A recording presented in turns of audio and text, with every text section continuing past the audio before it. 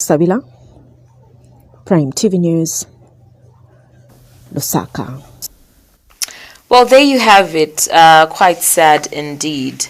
Now, joining me in the studio is Barbara Bikoko, who is the Grants Administrator at DAPP Zambia, and Mr. McDonald Mayaba, who is the Communications Officer at DAPP Zambia. Gentlemen and lady, good morning. Welcome to our Sunrise Breakfast Show. Good morning. Thank you so much for having us. Now let's begin the conversation. We have seen the report that we just showed earlier on. Girls are living in the streets on the streets of Lusaka. What do you make of this particular situation? Basically, this is a serious problem. It is a huge challenge in this country, and we speak of girls, it's everyone actually. According to statistics, girls are actually even less on the street as compared to male children. So really it's one issue that needs serious interventions. Otherwise the repercussions will just worsen. So we've seen a scenario where there are many factors that are pushing or pulling children onto the street. Yeah. So first of all, would want to put across the fact that street children, as people know them, actually are now called children in street situations because they have situations that cause them to be on the street. Because the streets actually have no children, they bear no children. So these are our children, they are in our families or they come from our families. So you have these children described as those that are actually away from home. So children in street situations are those that are away from their usual place of abode. They are basically found on the streets or doing business on the streets. They spend the larger part of their time on the street.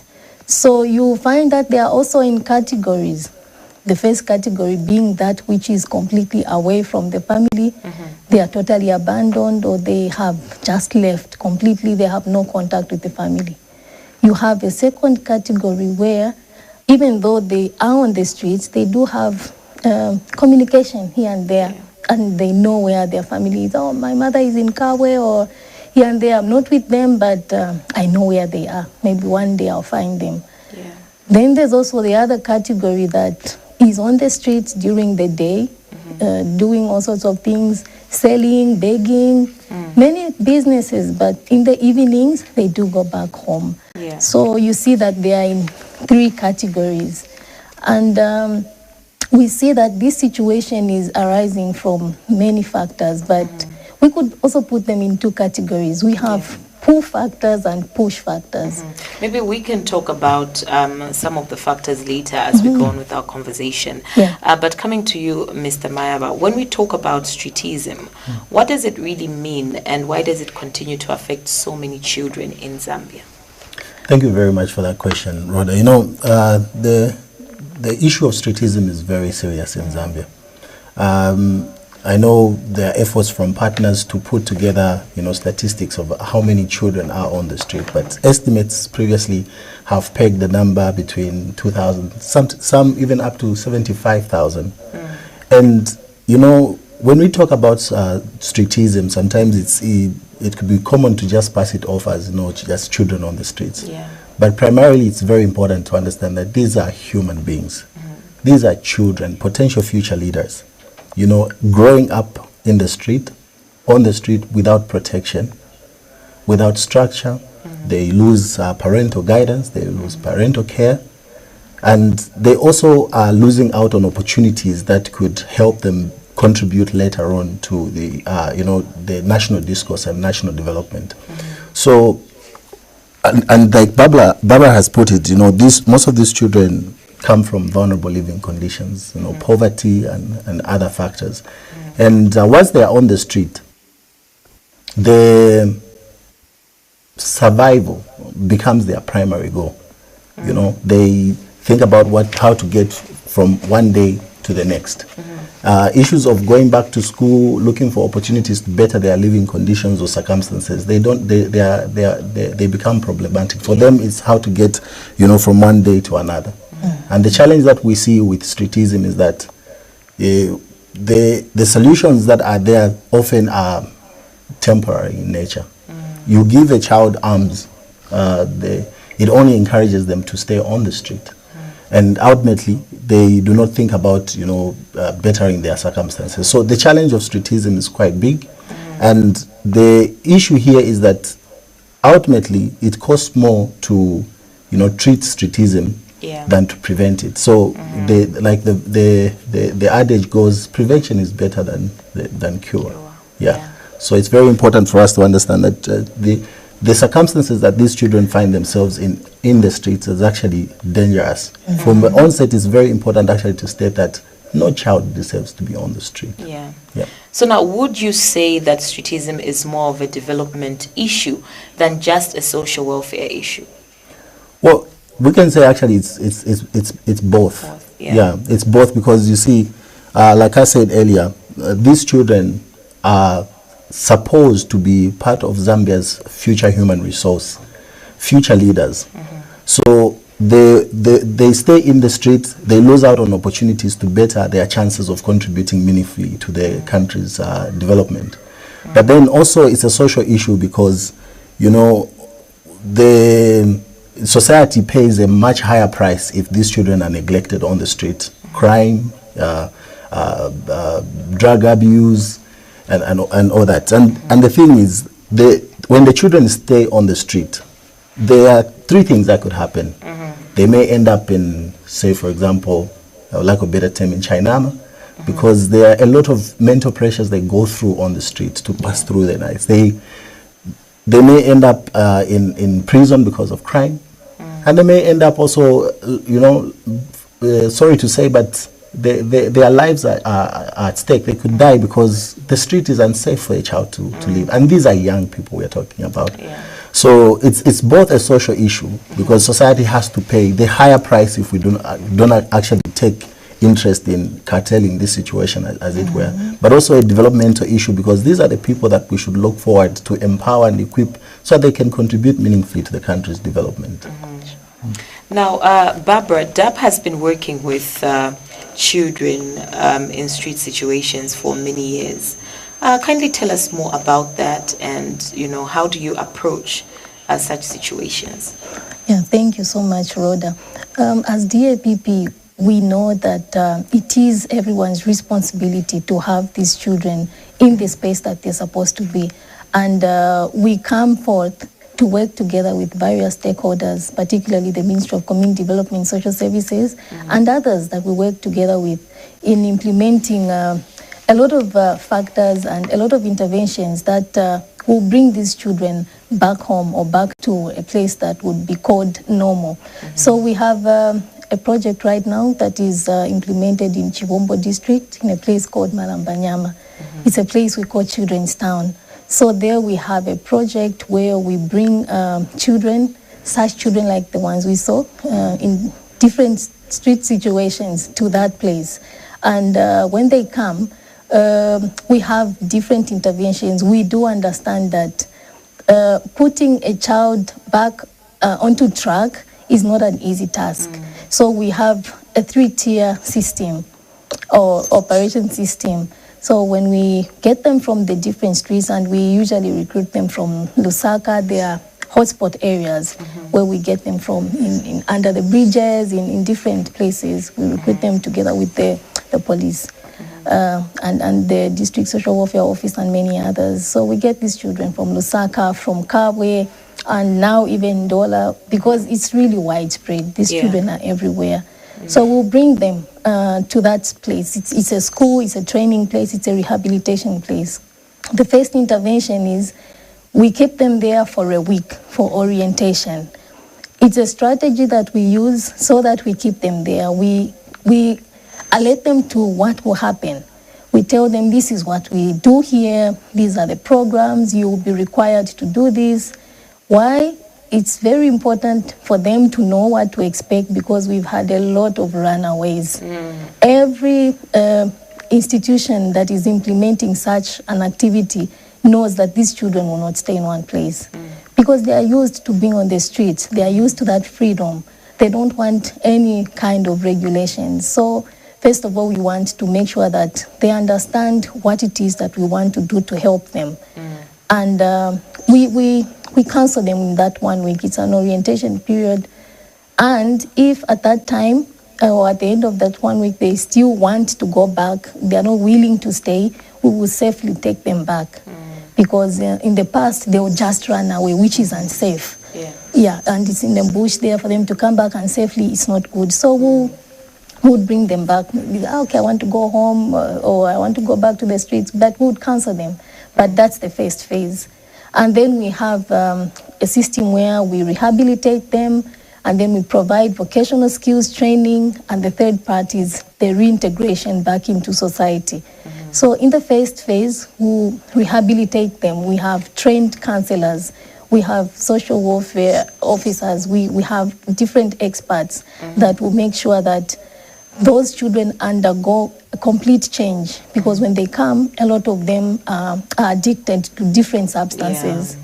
And during that period, we work closely with other institutions like the Drug Enforcement Commission, who will help with the addiction, and then we also work with health facilities in that area, so that we cut out that part and ensure that the children are in a position to learn and really be in such a place that is regulated.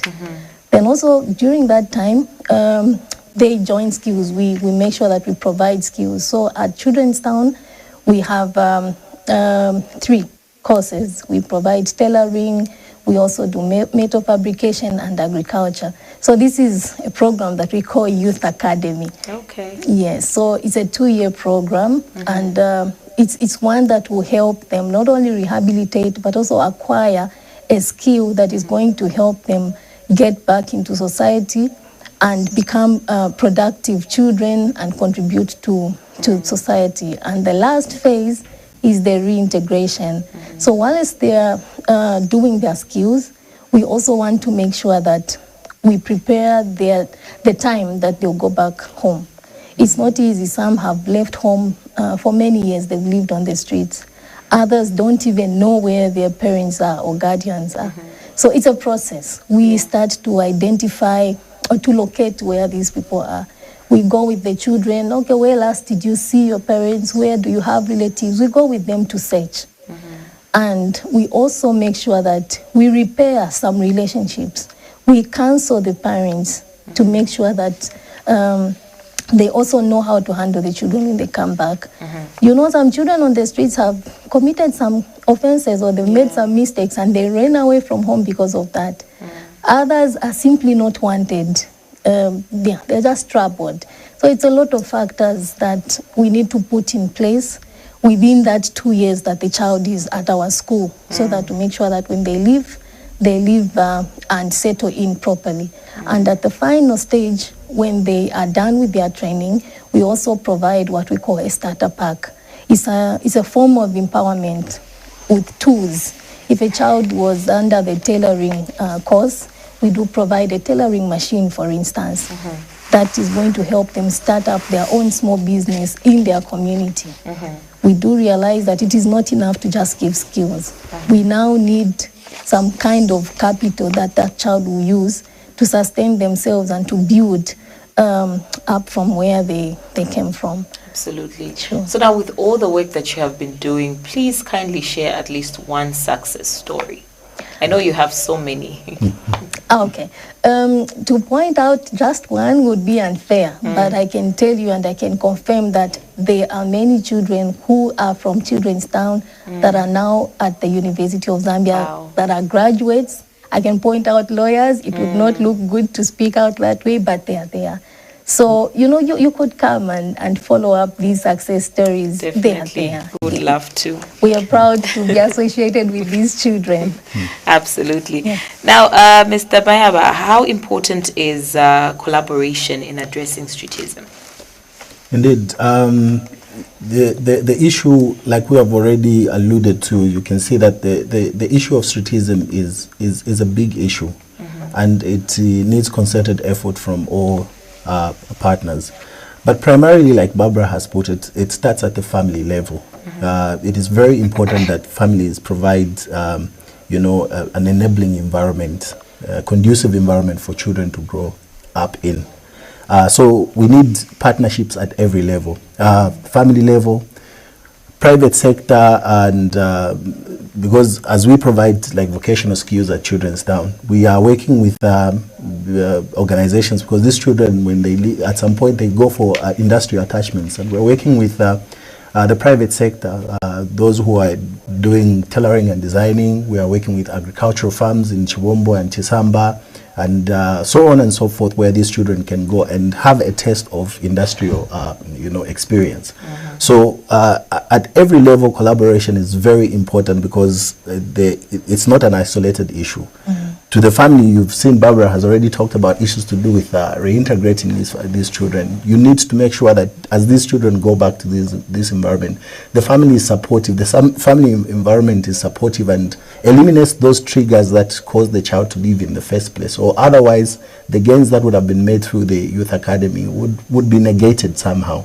So collaboration is very important. There is need to, you know, work together, because if investment is not put in ensuring that children in street situations are given an opportunity to thrive, society later will pay a much higher price through criminal activities. You know, we hear reports in communities, and we do not want to point fingers to say these are the children doing it, but these are known issues that ultimately, if these issues are neglected, we will see a rise in criminal activities, child abuse, and you will pay more, we will pay more, the future will pay more, future generations will pay more to rehabilitate children than if we created an enabling environment at the family level to ensure that children do not need to go in the street in the first place. Because we are saying without apology, no child deserves to be on the street. And we need to make sure that as communities, we should not neglect. These children are covered even under the, you know, from the United Nations Convention on the Child Rights, the African Charter on the Rights and Welfare of the Child. Up to now, in 2022, Zambia enacted the Children's Code Act. Neglecting a child to live on the street is considered child abuse, and child abuse is still illegal in Zambia. So we owe it to the community. Back, you know, in adages say it takes the village to raise a child. So we owe it as a nation, as a community, to come together, not to neglect the issue of streetism, because without this collaboration, we will pay a much higher price in the future, and these are evident in the community. Yeah. So now, Madam Barbara, earlier on, I think you did want to mention some of the causes of why these children start living on the street. And I think from the report, we did see that one of them did mention that it was because the mother was beating her, you know, one of those things. Kindly just run us through some of the causes of what exactly leads to these children to start living on the street. Yeah, thank you so much, Rhoda. That's a very key question, because as a country, we can't address a problem if we do not understand its source. So we must know that the source is really from within us. These children are our children. They come from our homes. They come from our communities. So basically, there are two categories of factors that you would say will lead to that situation. So you have push factors and pull factors. If you talk of push factors, it's factors such as those which we saw in that clip. Family neglect or abuse. So generally you find that children are being abused in homes, or they are just neglected. They're being beaten and no one seems to care. That's one thing. You also find that poverty is also a key factor that pushes children from their homes onto the street. A child has no food from morning. No one really takes care of that child. No one is concerned whether that child has eaten or not. So those are some of the things that will make a child think that the streets are a better place to be. You also have a breakdown of family systems. Like McDonald points out, in the past maybe it would take a community or a village to raise a child, but not these days. These days we're more of a nuclear setup. No extended family. When a child is orphaned, there's really no one to take care of that child. So that also is a key factor that pushes children to go onto the street, where they feel that maybe they would be in the company of others, or someone or their friends would take care of them. Then would also, it's general needs that a child would normally have.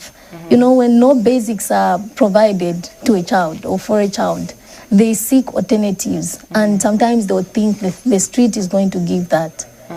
Then we speak of pull factors. Those are factors that are now pulling the child from their home onto the street. So there are many issues as well. It's first of all, maybe the independence. Some children would want to be independent of any rules, any regulations. They don't want responsibility of any kind. They want to be alone. They think, the streets is a good place to be. Yeah. And then there are all sorts of drugs on the street that attract children. That is why we have to be aware of these things that are happening and know that they are pulling our children. A child will indulge in different kinds of drugs, Bostik and many other things that they sniff. Those are the things that will make them leave home and go and live on the street, because it's there, it's readily available at a very low cost. So those are pulling children onto the streets. And then there's also, most importantly, the economic aspect. There's that attraction. Children will make money on the streets through begging, through selling, through conning people, through stealing. So the economic aspect of it is also very key. Yeah. You find that as communities, we are not helping. We give alms. Naturally, we want to help. We feel that we are helping, or we think we are helping by giving alms, but clearly we are not. Yeah. Because when you give children money, you are encouraging them to remain on the street. You are telling them that, oh, okay, so there's something here that I can keep coming back to. You find a child selling at 19 hours, selling lemons or vegetables. You would want to buy from that child so that that child wants to go home, so that that child should go home early enough. But you're not helping that child, because they'll go and get other merchandise and still come back and sell. The thing is, you should ask, why is this child selling on the streets under 19 hours? Why? They're supposed to be home or something. And as citizens, I think those are the questions that we should ask. What are we doing to minimize or mitigate some of these factors that keep children on the streets? So it's really us. We are really pushing these children from our homes onto the street for those various reasons that I've mentioned. Now, lastly, as we close, Mr. Mayaba, what message would you like to leave with the policymakers, the parents, and of course the public? No, of course, very, very important question there, Rhoda. I think primarily, like we have already stated, is the aspect of the home first, is the family is primary and key here. There is no reason why a parent should go home and go in the bedroom and sleep at night without knowing where the child is sleeping. It should register within ourselves. So primarily to the parents, obviously, the home should be conducive enough for a child to grow, for a child to thrive. We need to pay attention, amongst our busy schedules and the like, because once the child, when children start socializing with others, they learn a lot of things than we have been able to impart in them, at home. So we need to pay attention to the needs of the children. We need to provide a loving environment, a listening environment. I know there are a lot of social issues, social challenges, economic challenges, but even watu, we must at least, show love to the children. And then even to policymakers, obviously, there is need to develop more programming, obviously, that do not give children just a temporary relief, but sustainable solutions, skills, and the emphasis on skills like the way DAPP is doing, is so that children can rebuild their confidence to create with their hands. And once they have those skills, obviously they can sustain them. Even if they don't use them immediately, they still have opportunities, obviously, to utilize them later on. So it's very important that we start creating programs that provide, sustainability, gives the children an opportunity to thrive on their own. And communities, it's very important. Child abuse is is still very illegal in Zambia, if we forgot that. So it's very important for us to remind ourselves that we should not give the burden of managing the economy of the household and finding food to a child. That's child abuse. Yeah. Well, I guess that's it, but I would like to thank you for your time and, of course, for helping us unpack these critical issues concerning children living on the street. Thank you so much for coming through. Thank you for having us, Thank you so much for having us, Rhoda. We appreciate it. All right, so we do go for a breather, but when we come back, we still have a lot more jam-packed for you. Stay tuned.